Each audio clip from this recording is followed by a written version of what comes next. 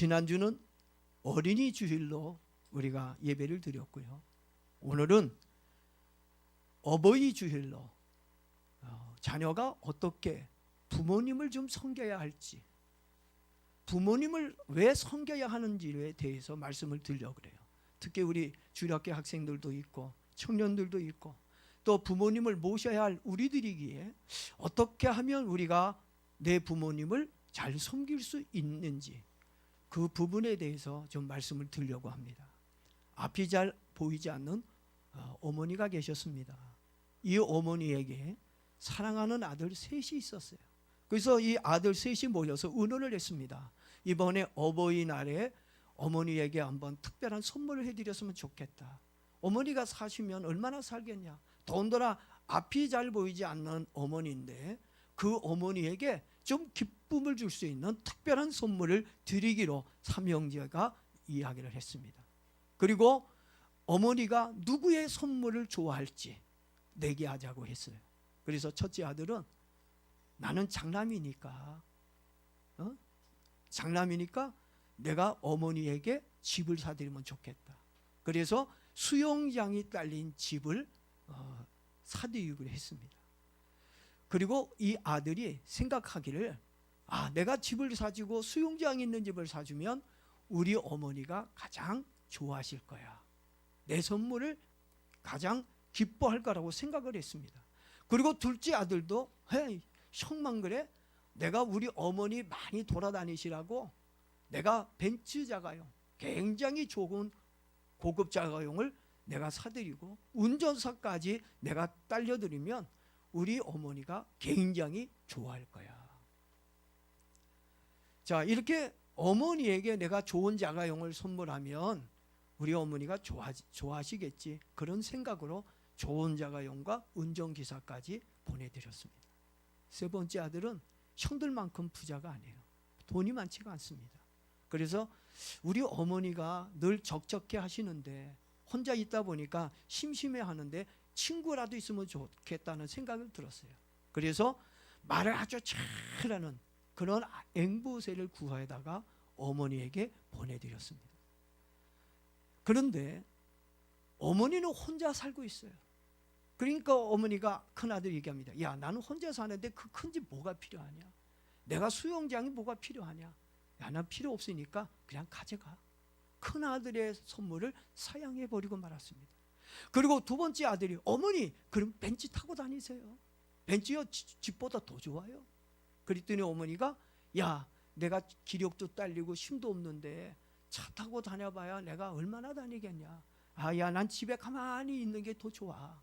그러니까 이 자가용도 가져가서 네가 타고 다녀. 거절해버리고 말았습니다. 그러면서 어머니가 아들들에게 얘기합니다. 야, 그래도 막내 아들이 보내준 새가 가장 마음에 든다. 그러면서 막내 아들이 보내준 닭은 정말 맛있었다. 잘 먹었어. 그런데 요즘 닭들은 기가 막히게 말도 잘하더라. 이렇게 아들들에게 얘기를 했습니다. 사실 셋째 아들은 어머니가 심심할까 봐 말벗하라고 앵무새를 정말 어렵게 구해서 말 잘하는 앵무새를 구해서 드렸는데 눈에 잘 보이지 않는 어머니는 닭인 줄 알고 아들의 마음도 알지 못한 채 잡아먹고 말았다는 얘기입니다. 여러분들은 어느 아들의 효심이 가장 크다고 생각합니까? 사실 어머니의 거절로 세 아들들의 효도는 아주 우습게 되고 말았습니다. 저는 자녀를 낳고 키우면서 효도를 받는 것도 힘들지만 효도를 하는 것도 정말 힘들다고 하는 것을 알게 되었습니다. 이 세상에서 쉬운 것이 하나도 없다는 것을 살면서 많이 느낍니다. 그래도 자녀는 부모가 마음에 들지 않는 부분이 있다 할지라도 지극정성으로 내 부모님을 잘 섬겨야 할 의무와 책임이 있다는 것을 알기를 바랍니다. 사실 부모가 돼서 자녀들에게 효도를 받는다는 건 큰 축복이라고 생각합니다. 얼마 전에 뉴스에 매 맞는 아버지, 매 맞는 어머니 뉴스에 나온 적이 있어요. 그래도 내 자녀가 나를 안 때리니 얼마나 감사하니. 여러분 혹시 때리는 자녀 있으면 저한테 얘기하십시오. 근데 정말 내 자녀가 그래도 부모님을 생각하고 있다는 건 은혜입니다. 축복입니다. 오늘 본문의 야곱은 죽었어요. 죽었는데도 자식들이 진심으로 아버지를 애도하고 아버지의 가는 길에 효심을 다해 섬기고 있는 모습을 볼 수가 있습니다. 제가 오늘 얘기하고자 하는 그 요지는 자녀가 아버지 야곱을 진심으로 섬겼다는 얘기입니다. 오늘 저와 여러분들도 내 부모님을 좀 부족하고 못마땅 부분이 있다 할지라도 요셉처럼 또는 요셉의 아들들, 야곱의 아들들처럼 우리가 좀 부모님을 잘 섬기자, 공경하자라는 말씀을 드리고 있는 겁니다. 죽은 야곱을 얘기하고 있는 게 아니에요. 여러분들도 알다시피 야곱은 자녀들에게 효도받을 만한 좋은 아버지가 아니었습니다. 야곱은 돈 욕심만 많은 게 아니라 자녀 욕심도 많은 사람이었습니다. 4명의 여자와 결혼해서 몇 명의 자녀를 낳았어요? 12명의 자녀를 낳았습니다. 그러니 가정이 조용한 날이 있겠습니까? 4명의 아내들은 야곱을 차지하기 위해 항상 신경전을 펼치며 살았습니다. 그런가 하면 배다른 형제들도 아버지 야곱에게 사랑과 인정을 받기 위해 끊임없이 싸우고 서로 미워하며 살았습니다. 가족끼리 사랑으로 하나 되지 못하고 서로 미워하며 싸울 수밖에 없었던 가장 큰 원인은 야곱이 아내들과 자녀들을 공평하게 사랑해 주지 못했기 때문이었습니다. 야곱은 12 자녀 중에 누구를 가장 많이 아끼고 사랑했느냐 하면 요셉을 사랑했어요. 레아가 이제 본부인인데 레아가 낳은 큰아들 루벤입니다. 대부분의 사람들은 장남을 좋아해요. 저도 사실 우리 장남을 3명의 자녀가 있지만 다 똑같이 사랑하지만 그래도 뭔가 이 장남에게 거는 사랑과 기대가 커요. 그러다 보니까 장남에게 좋은 옷을, 저도 장남으로 태어났기 때문에 맨날 최고 좋은 옷, 새 옷은 저만 입었어요. 2번째, 3번째는 맨날 물려줘서 입거나 제가 입거나 아니면 좀 안 좋은 거. 전 참 그렇게 장남으로서 부모의 사랑을 많이 받았던 사람으로 내가 느끼고 있습니다. 그런데 이렇게 장자 르우벤도 사랑하지 않았어요. 그렇다면 이스라엘 민족을 대표하는 4번째 아들 유다가 있습니다. 그러면 그 유다를 사랑했느냐? 아니에요. 레아가 낳은 아들이라고 하는 것 때문에 유다도 그렇게 사랑하지 않았어요. 그렇다면 야곱의 사랑을 독차지했던 아들이 누구일까요? 막내 아들 요셉이었습니다. 이렇게 그 야곱은 막내 아들 요셉을 굉장히 사랑했어요. 물론 라헬을 엄청나게 좋아했어요. 정말 이 라헬을 아내로 맞이하기 위해서 7년 동안 노동일을 할 만큼 야곱은 라헬을 사랑했고 라헬이 낳은 아들 요셉을 굉장히 아끼고 좋아했습니다. 아버지 야곱의 일방적인 사랑 때문에 요셉은 어린 나이에 사랑하는 어머니 라헬과 일찍 헤어져야만 했고요. 아버지의 사랑을 독차지한다고 형들에게 미움을 받고 그래서 형들에게 많이 매도 맞았습니다.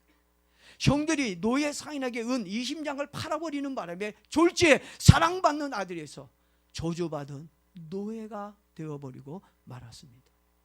요셉이 노예가 되어 살아온 막장 인생을 다 설명해 드릴 수는 없습니다. 요셉은 요셉대로, 형들은 형들대로 누구에 대한 원망으로 가득히 채워졌을까요? 아버지 야곱에 대한 원망이 가득히 채워졌어요. 여러분 엄마 아빠에 대한 마음이 어때요? 여러분 엄마 아빠에 대한 사랑으로 가득히 채워져 있습니까? 아니면 부모님에 대한 원망이 여러분의 마음에 가득히 채워져 있습니까? 간혹 가다 보면 이 마음에 분노함이 있는 부모님에 대해서 적대감을 가지고 있는 자녀들을 종종 봅니다. 사실은 얼마나 좋습니까? 얼마나 사랑스럽습니까? 얼마나 그립습니까? 그렇게 좋은 부모님인데 왜 그런 감정을 갖고 사는지는 모르겠어요. 근데 지금 야곱의 아들들은 대부분이 아버지에 대한 원망, 아버지에 대한 이런 분노함이 그들 마음에 있다고 하는 것입니다. 형들은 동생 요셉을 노예로 팔아버리고 또 아버지 야곱에게는 짐승이 잡아갔다. 거짓말 때문에 평생 가슴을 치며 죄책감에 시달리는 불행한 마음을 가지고 살았어요. 그러니 아버지에 대한 좋은 마음이 있겠습니까? 또 야곱은 또 어떻습니까? 또 야곱은 형들에 대한 복수심, 아버지에 대한 원망, 이런 것들로 하늘에 사무쳤을 겁니다.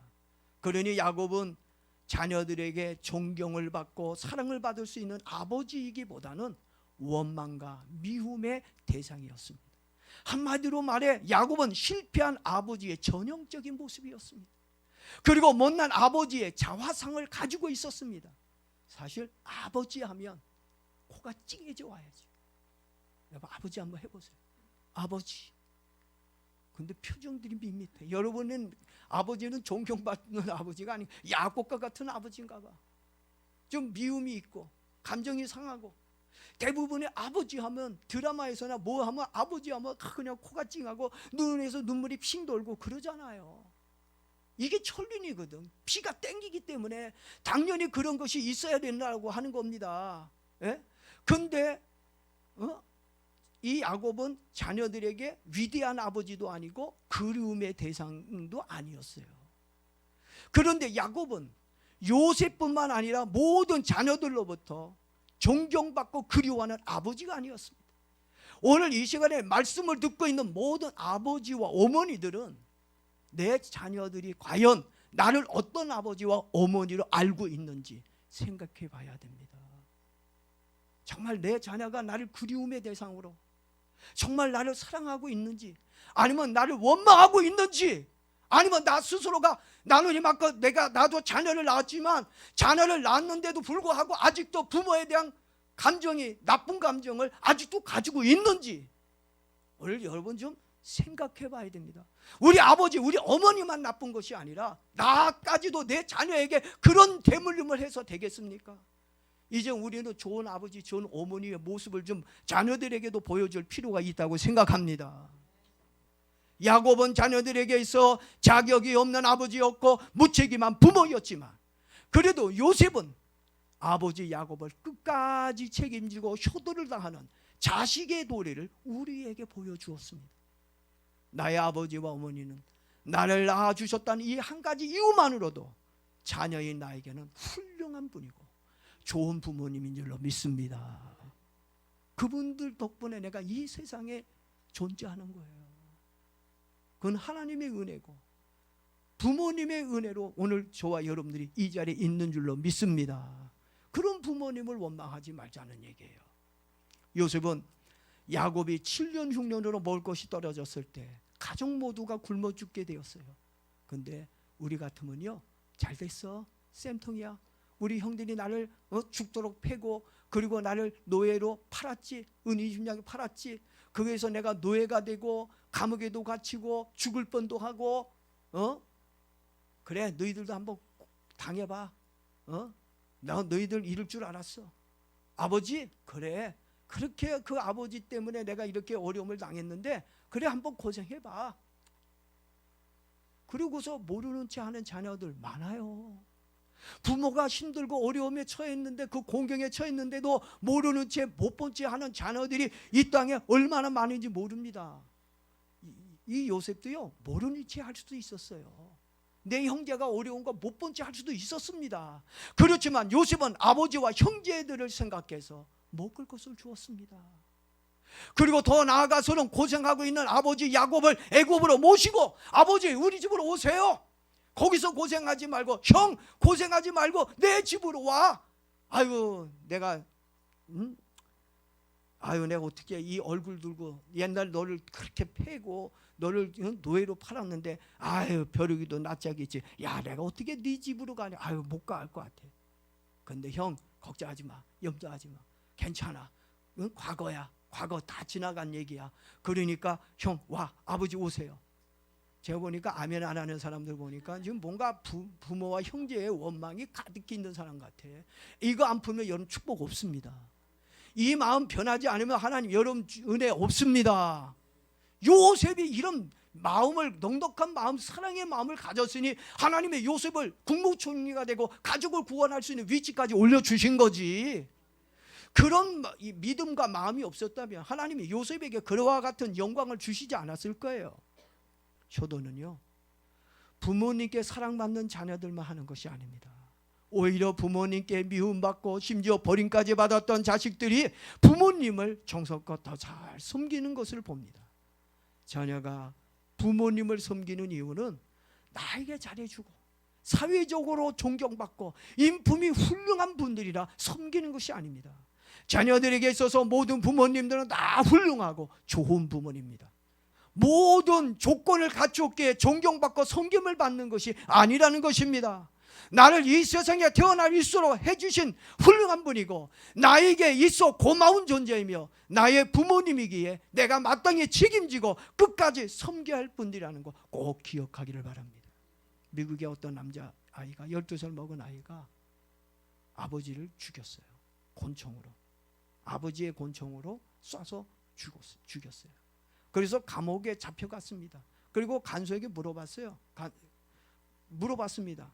왜 너 아버지를 죽였니? 간수가 물어봤더니 뭐라고 얘기하냐면 우리 아버지가 너무 잔소리가 많고 내가 하는 일마다 간섭을 해서 꼴보기 싫어서 죽였다는 거예요. 아버지 없으면 잔소리도 안 듣고 간섭도 안 받고 편안할 것 같아서 그래서 아버지를 홧김에 죽였다는 얘기입니다. 그러고 나서 어느 날인데 어느 날 밤 교도관이 복도를 걸어가고 있는데 소년의 방에서 흐느끼는 울음소리가 나와요. 아빠 잘못했어요. 아빠 보고 싶어요. 아빠가 있었으면 좋겠어요. 아빠 내가 잘못했어요. 밤새워서 이 어린 소년은 자기가 아버지를 죽인 것 때문에 가슴 아파하면서 내가 왜 그때 아버지의 잔소리를 싫어했고 아버지의 간섭을 싫다고 왜 내가 아버지를 죽였을까 후회하면서 밤새 소리내면서 울었다고 하는 것입니다. 여러분, 아버지와 어머니가 있다는 것이 얼마나 큰 힘이 되고 위로가 되는지 모릅니다. 부모님이 바로 그런 존재임을 알기를 바랍니다. 제가 청소년 회장으로 있는 단체에 사무총장 어머니가 돌아가셨어요. 그래서 제가 좀 위로해 드리려고 만났습니다. 그리고 차를 마시면서 대화를 하는데 이 사무총장 목사님 나이가 65세예요. 65살인데 이 목사님이 저에게 울먹울먹거리면서 이야기를 합니다. 목사님, 저는요 이제 고아가 됐어요. 엄마 아빠가 없는 불쌍한 고아가 되었어요. 처음에 그 말 듣는데 65세 되신 분이 자기가 고아가 됐다고 그러고 엄마 아빠가 없는 불쌍한 고아라고 그 얘기하는데 다 큰 어른이 목사가 돼가지고 아이고 엄마 아버지 돌아가셨다고 고아라고 그런 얘기를 들으니까 좀 마음이 찡한 게보다는 좀 이상하다고 느꼈어요. 근데 이제 저는 하나님 아버지 말고는 의지할 부모님이 없어요. 그러면서 눈물 흘리고 우는 모습을 보니까 마음이 저도 찡해져 오더라고요.